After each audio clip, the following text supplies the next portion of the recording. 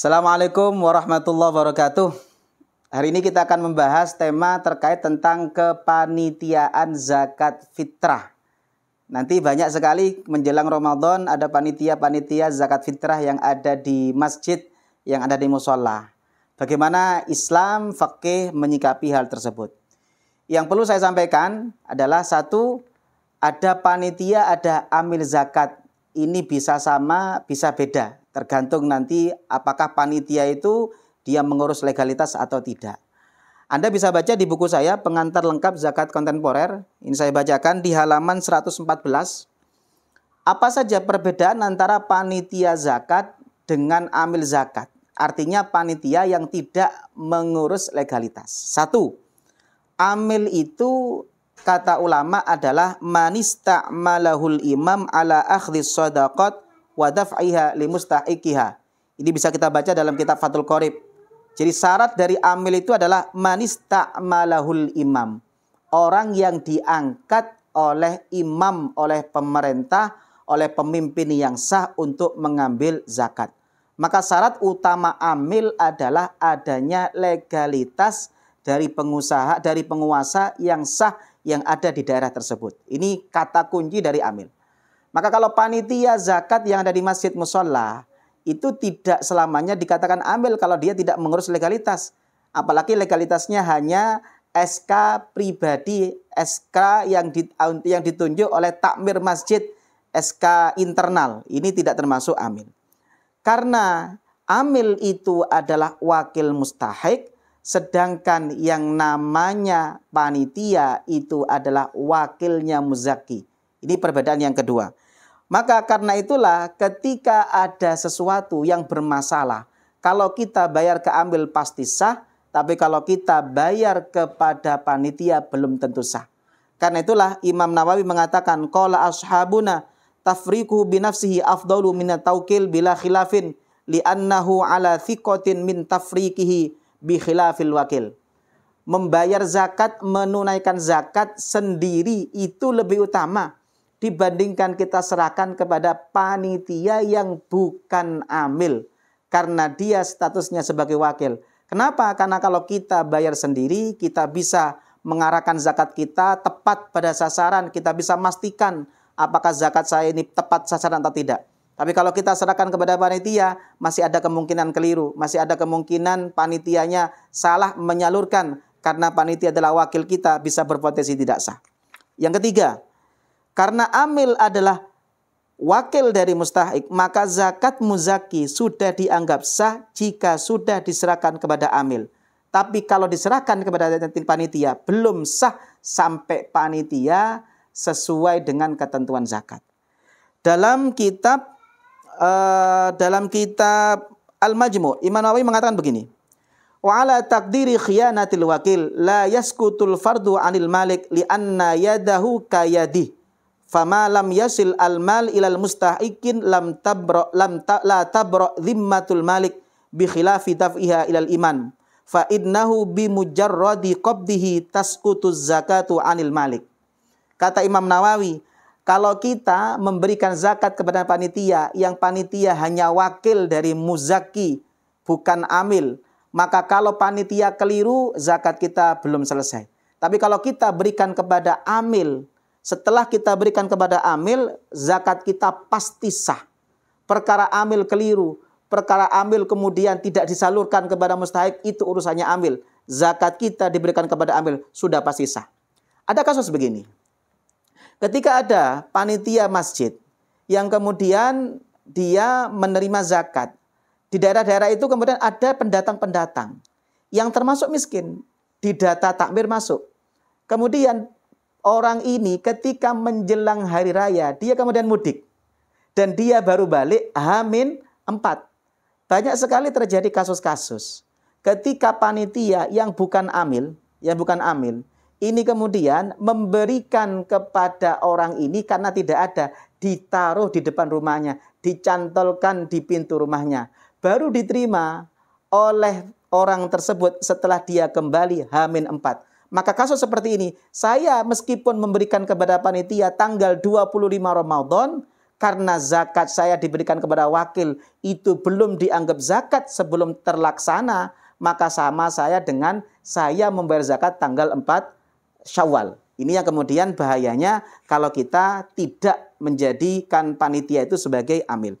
Yang keempat, karena zakat muzaki sudah dianggap sah jika sudah diserahkan pada amil, maka muzaki tidak wajib mengganti jika terjadi kekeliruan. Andaikan kita berikan ke amil, amil keliru. Ada orang bukan fakir miskin dikasih zakat. Dia tampilannya miskin, setelah dikasih zakat ternyata dicek dia kaya. Maka kalau saya bayar zakat kepada amil itu sah. Saya tidak perlu menzakat ulang, saya tidak perlu bayar zakat ulang. Kenapa? Sudah disediakan kepada amil. Tapi kalau saya memberikan kepada panitia yang bukan amil, maka panitia ini ketika keliru, ada orang yang penampilannya miskin, setelah dikasih zakat ternyata dia orang kaya, maka zakat saya belum selesai. Saya wajib ngulang, wajib mengganti zakat tersebut. Ini bisa keterangannya kita baca dalam kitab Tuhfatul Muhtaj, karangan Ibnu Hajar Al-Haytami. Walau dafa'a ila sultan aw naibihi kasai kafatin niya indahu ay inda dafi ilahi wa illam yanwi sultan inda surfi li'annahu naibul mustahiqin faddaf'u ilaihi, kata kuncinya kaddaf'i ilaihim walihadza ajza'at wa intalifat indahu bi khilafil wakil. Karena kita kalau memberikan kepada sultan, kepada amil, itu sama dengan memberikan kepada mustahik, karena amil itu adalah naibul mustahikin. Karena kata Ibnu Hajar Al-Haytami, maka andaikan zakat itu rusak, zakat itu keliru, maka tanggung jawab kita yang memberikan kepada amil itu sudah selesai. Yang kelima, karena statusnya adalah wakil muzaki, maka panitia yang bukan amil tidak boleh mencampur beras zakat. Nah ini, para jamaah yang saya hormati, kasus-kasus yang banyak terjadi, terutama di Indonesia. Di Surabaya, itu banyak kasus seperti ini. Satu kampung itu akan bayar zakat ke panitia masjid. Satu kampung itu mulai dari yang miskin sampai yang kaya, itu zakatnya ke masjid. Ketika diterima oleh panitia dicampur. Setelah dicampur, kemudian zakatnya diberikan kepada fakir miskin yang ada di kampung itu. Maka apa yang terjadi? Yang terjadi adalah kemungkinan besar akan ada zakatnya fakir miskin yang dia bayar zakat ke masjid, ke panitia masjid, kembali kepada dirinya sendiri. Atau sering terjadi juga di banyak sekolah. Ada sekolah yang kemudian juga mengumpulkan zakat, diambil dari murid-muridnya. Padahal muridnya ada yang kemudian miskin, ada yang kemudian kaya. Setelah diambil, dicampur. Setelah dicampur, diberikan kepada murid yang miskin. Maka apa yang terjadi? Yang terjadi adalah ada kemungkinan besar zakatnya si murid yang miskin ini kembali kepada dirinya. Ini kalau dilakukan oleh panitia yang bukan amil, maka potensi tidak sah. Tapi kalau dilakukan oleh amil, maka potensinya sah. Bagaimana dasarnya? Bisa kita baca dalam kitab Imam Syafi'i mengatakan begini. Wala yajuzu laka idza kanatiz zakatu fardhan 'alaika ay ya'uda ilaika minha syai'un. Tidak boleh bagimu kalau kamu sudah wajib zakat, ada zakat yang kembali kepadamu. Fa in addaita ma kana 'alaika an tu'addiyahu wa illa kunta 'asiyan law manatahu. Fa in qala fa in wallaituha ghairi. Imam Syafi'i ditanya, bagaimana kalau saya nyuruh orang kemudian kembali ke saya? Beliau mengatakan begini, qila idza kunta la takunu 'amilan 'ala ghairik lam yakun ghairuka 'amilan idza sta'maltahu. Kalau kamu bukan amil, kamu kalau nunjuk orang itu bukan menjadikan dia sebagai amil. Maka kalau itu kemudian kembali kepada dirimu, kata Imam Syafi'i, wala yakunu wakiluka fiha illa fi ma'naka. Karena wakil itu adalah wakilmu, maka wakil itu statusnya sama denganmu. Ketika saya memberikan kepada panitia yang panitia itu adalah wakilnya muzaki, maka panitia itu statusnya sama dengan saya.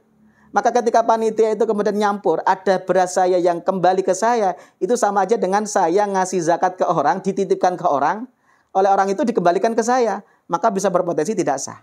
Tapi kalau itu dilakukan oleh amil, itu sah. Inilah yang kemudian dalam kitab Al-Bayan fil Fiqhi Madhab Syafi'i karangan Al-Imrani, beliau mengatakan begini, fa in akhadhal imam min rajulin zakatahu wa kana dafi mustahiqan li akhdhiz zakati fadafa'al imamu ilahi zakatahu bi'ainihi ajza'ahu. Kalau itu dilakukan amil, kalau saya membayar kepada amil, oleh amil zakat saya diterima. Dan amil melihat, orang ini ketika bayar zakat, dia juga mustahik. Biar saya tidak repot-repot cari mustahik, ya sudah saya kembalikan lagi. Andaikan dikembalikan utuh pun, kalau itu dilakukan amil boleh. Tapi kalau dilakukan panitia, itu tidak boleh. Betapa banyak kita melihat praktek-praktek seperti ini yang ada di masjid-masjid. Yang keenam, amil berhak mendapat bagian zakat. Karena amil termasuk mustahik, tapi panitia belum tentu. Yang terjadi adalah banyak sekali masjid-masjid itu, panitia itu mulai dari yang paling kaya sampai yang miskin. Ketika kemudian dapat zakat, maka ada bagian untuk panitia. Lah kalau panitianya ini adalah orang kaya, maka dia bukan amil, tidak termasuk mustahik. Maka kalau dia ngambil zakat, ini masuk kategori yang mengambil haknya fakir miskin. Tapi kalau ambil, dia termasuk bagian dari itu. Yang terakhir, yang ketujuh, amil boleh mengambil biaya operasional dari zakat. Kepanitiaan zakat kadang-kadang butuh kopi, kadang-kadang butuh makan, kadang-kadang juga butuh bensin, butuh transport, dan lain sebagainya. Ambil dari uang masjid tidak boleh, karena bukan kepentingan masjid. Maka ada beberapa kepanitiaan zakat menjual zakatnya untuk dijadikan operasional. Ini tidak boleh, karena panitia kalau dia bukan amil, maka statusnya wakil. Inilah yang disampaikan oleh Imam Asy-Syarbini dalam kitabnya Munil Muhtaj. Tambihun, haitsu jazan naqlu aw wajaba famu'natu 'alal malik. Kata Imam Asy-Syarbini, ketika zakat itu dipindah butuh biaya operasional, maka biaya operasional itu kewajibannya muzaki. Karena panitia adalah wakil muzaki, maka harus minta kepada muzaki. Dan itu kan tidak mungkin. Maka satu-satunya solusi supaya kita aman kepanitiaan zakat, ayo masjid-masjid, musola, sekolah-sekolah, kalau kita mau panitia menjadi amil zakat, ayo kita urus legalitasnya supaya menjadi amil. Bagaimana cara menjadi amil? Kalau kita mengacu di Indonesia kelembagaan zakat itu diatur di Undang-Undang Nomor 23 tahun 2011 tentang pengelolaan zakat, dan intinya adalah amil di Indonesia itu ada dua. Ada BAS, Badan Amil Zakat, ada yang kemudian LAS. BAS itu milik pemerintah, LAS itu lembaga amil zakat milik swasta. Satu-satunya cara yang bisa kita lakukan adalah kita menjadi UPZ-nya BAS, atau kita bisa menjadi MPZ-nya LAS. Bagi masjid-masjid NU, kita bisa mengajukan diri untuk menjadi MPZ dari Lazisnu, Lazis milik NU. Atau ada orang-orang yang kemudian di daerahnya dekat dengan BAS, dia bisa mengajukan untuk menjadi UPZ-nya BAS. Dan ini sangat mudah. Tinggal kita ajukan, nanti akan muncul SK. Setelah muncul SK tersebut, maka kita sudah sah menjadi amil. Hal-hal yang tadi sudah saya sebutkan, itu semuanya sudah aman. Ayo kita lakukan ini supaya apa yang kita lakukan sesuai dengan fikih dan tidak melanggar dengan aturan syariat. Semoga bermanfaat. Assalamualaikum warahmatullahi wabarakatuh.